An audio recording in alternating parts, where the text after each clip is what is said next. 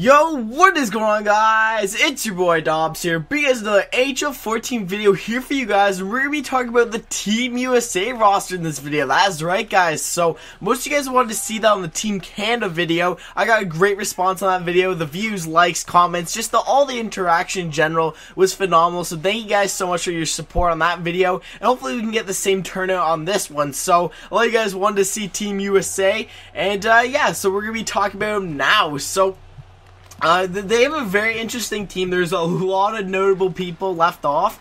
But yeah, let's get started here. So we'll start with the forwards. Okay, for the forwards, we have Zach Parise, David Backes, Ryan Callahan, Dustin Brown, Patrick Kane, Phil Kessel, Ryan Kessler, Joe Pavelski, Max Pacioretty, TJ Oshie, Derek Stepan, Blake Wheeler, and Paul Stastny. So, just looking by the forwards, I really do like their forward lineup. I really like the approach they did with the grit and all that, the size.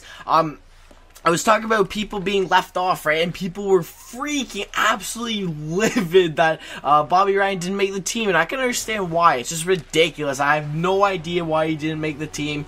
That was a really, really stupid choice by management. I don't know why they would leave him off. It's really dumb, but nonetheless, they got some really skilled forwards, with some size too. Ryan Callahan's one hell of a player. Players like Dustin Brown can do it all. Phil Kessel, just unbelievable. They're definitely going to pair him up with JVR on the left wing, so that's going to be really sick to watch. I'm not quite sure who will center that line. Maybe Pavelski, maybe Ryan Kessler, who knows, but they got some really nice depth. I mean, Max Pacioretty as well. He's got the physical presence, and he can also score some goals, so he's a very effective power forward with a lot of offensive upside. So I just like the approach they took. I mean, they got other players like Blake Wheeler, players like TJ Oshie that just work their ass off game in and game out. Not so much Blake Wheeler. He is inconsistent at times, I find, but when he's on his game, like, he is just a truck. Like, he's insane. So that could have been a risky pick, but I mean, Blake Wheeler, when he's on his game, he's a really scary player, a really entertaining player to watch, to say the least. But overall, I think they played it safe. I just think all managers just want to play it safe, really, with chemistry and all that, right? So I think they chose a really good forward group. The only person, like I said, I think they should have had was Bobby Ryan. I don't know who I would swap out at this point. I'd probably swap out like a player like Dustin Brown or something like that. But that's, I don't know, either Dustin Brown or Blake Wheeler, and replace him with Bobby Ryan. But it seems like a pretty good lineup, I'm not going to lie. Once again, they got some skill. I mean, players like Zach Parise, like I said, Patrick Kane, I mean, he's just going to tear it up on that first line. It's going to be insane. So, yeah, I think they have a pretty good forward group. They can, they have some skill. They have a lot more size, I would say, that they have drifted more towards that gritty style, but they can get it done offensively. So a pretty deep forward line, if I don't say so myself. But yeah, I like the grit. I like the truculence, rather, what Brian Burke would say. And yeah, overall, just a really solid forward group. So I really do like that. Now on defense, so we got Ryan Suter, Ryan McDonough, Kevin Shattenkirk, Cam Fowler, Justin Falk, Brooks Orpik, John Carlson, and Paul Martin. So there's some really good D-man on this defensive core. Ryan Suter, it goes without saying, this guy's just a complete workhorse. This guy gets like 30 minutes a game sometimes. I mean, he just works his ass off. It was a no-brainer. He was a lock from the start. So Ryan Suter's the stud back there on defense. Ryan McDonough too. Like, this guy has he's been having a breakout year. So he's been playing very well for the New York Rangers, and it was a no-brainer for him to go on Team USA. So that's really good to see there. Ryan Suter and Ryan McDonough. Kevin Shattenkirk too. This guy's been just tallying up the points. I'm not quite sure how many points he has. I think he has somewhere around like 30 something points. I could be wrong though, but he's just scoring a ton. So I mean, the Blues are on fire, and he's been producing very well for them. So it was a no-brainer that Shattenkirk would make this team. What with his right-hand shot, it just helps with the whole right-left situation. So that's a really good pick there. Also, we got Cam Fowler. He's been playing really well in Anaheim. I think he has around like 26 points. I could be wrong though. Something around those lines. Like, he's in the high 20s. mid-20s, so that's good to see for Cam Fowler. Could even be more, but the last time I checked, he was like mid-20s, so more offensive production on that blue line, so it looks like they have a lot of offensive capable D-men, so you'd have to watch out for that. So that's another good pick, though. And here's the most controversial one I found, was Justin Falk of the Carolina Hurricanes. Justin Falk is actually a really good two-way defender. I've watched a couple of Carolina games, and it was the same thing that I was talking about with Mark-Edward Vlasic. Like, he pulls his weight. He does fine. Like, he does just fine for a defenseman. People are saying, oh, he shouldn't have made it. Oh, he's trash. But I guarantee you that most people are just basing it off of like stupid facts or something like that, right? So, or like even off of height. Oh, he has a low rating in height. He must be a bad player.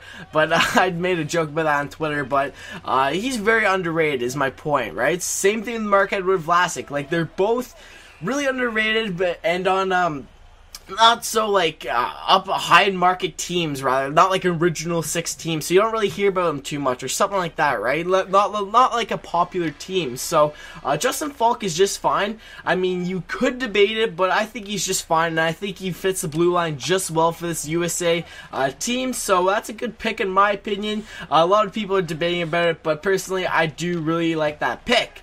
Here's what I get a little weary about: Brooks Orpik. That is just ridiculous. I don't know how Brooks. I mean, like, you could argue, you could say size, you know, the hitting and all that, but I think Brooks Orpik's just a little too overrated in my opinion. So, I mean, a lot of Penguins fans are probably going to be mad at me for that, but I really do believe that Brooks Orpik, and same with Paul Martin, who actually made the team as well. I just think they're overrated. I don't know what it is. So, and the fact that Paul Martin, I think he's still injured. He's been out for like a month and a half, I think, maybe even 2 months. So he's been out for quite some time. So I really don't know why they picked like a player like Paul Martin. They probably could have picked a lot better defenseman, in my opinion. But we'll just see how it works out. You never know. And yeah, I can't really think of a name off the top of my head, but just looking at it, it looks like they have a lot of offensive upside with a really good two-way defenseman. I mean, Ryan Sears, the workhorse back there, he's obviously going to keep the puck out of the net. He's got some offensive upside when he just fires the puck on the net, like some games, but averaging 30 minutes a game, that's pretty scary, right? So, all in all, I think it's a pretty solid defensive core, aside from Paul Martin and Brooks Orpik. And I forgot to mention as well, John Carlson actually made the team. So, he's been doing alright. I mean, Washington's kind of in a slump right now.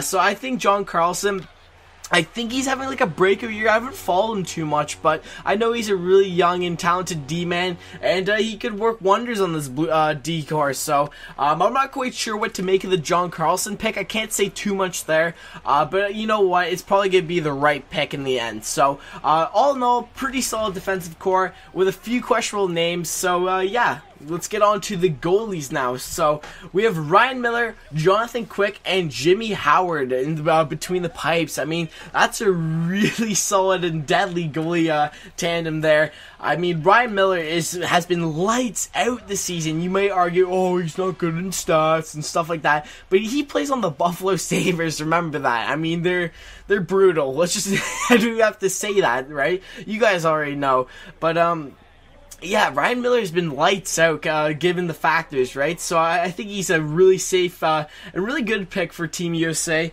He did very well last time in the Olympics, so you gotta give credit to him. Also, Jonathan Quick was an absolute no-brainer. Obviously, he was a lock from the start. Even when he was injured, I can't see them picking another goalie over them. I really can't. So, Jonathan Quick's probably going to be the starting goalie.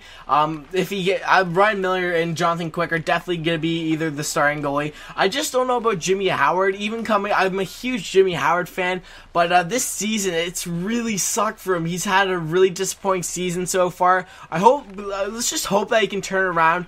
Come the next like 42 games or so, so like the next half of the season, but the first half, it's not looking too well, but I think it's a safe pick. Honestly, it's not that bad for a third string goalie whatsoever, because when he's on his game, like he's a really solid goaltender. Hopefully he can turn back into last year's playoff Jimmy Howard, so we'll just have to see there.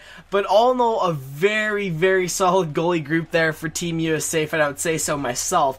But all in all, guys, I think they have a really skilled and really gritty team on Team USA. And it's going to be really entertaining to watch them.